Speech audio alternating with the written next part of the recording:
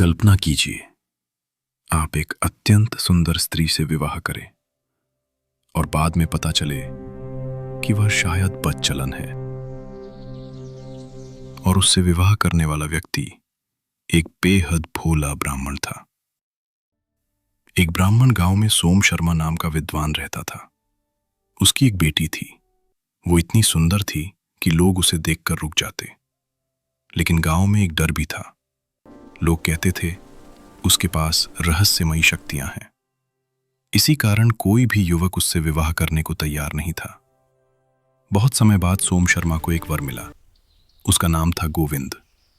वो गरीब था, सरल था और बहुत भोला था। लोगों की चेतावनियों को अनसुना करके गोविंद ने उस सुंदर लड़की से विवाह कर लिया।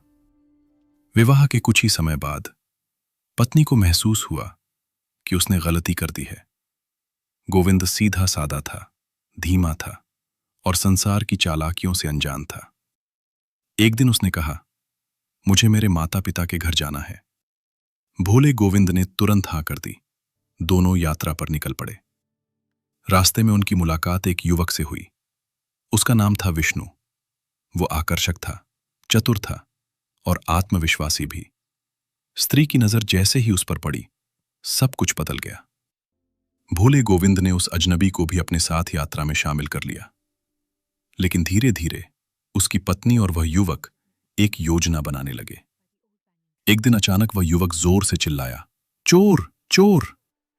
और सबसे बड़ा आघात यह था कि उसकी अपनी पत्नी भी उसी का साथ देने लगी। दोनों ने मिलकर गोविंद को अपमानित किया और उसे वहां से भगा दिया। घायल और दुखी गोविंद नजदीकी गांव में मदद मांगने पहुंचा। मामला न्यायालय में पहुंचा।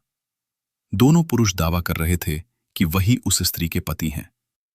तब न्यायाधीश ने एक प्रश्न पूछा, आज दोपहर इस स्त्री ने क्या खाया था? गोविंद ने तुरंत उत्तर दे दिया।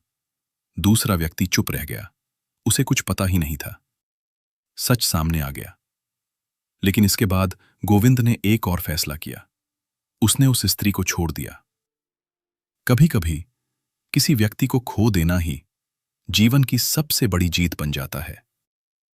यदि आप गोविंद की जगह होते तो आप क्या करते? कमेंट में जरूर बताइए। अगर कहानी पसंद आई तो लाइक और सब्सक्राइब करें।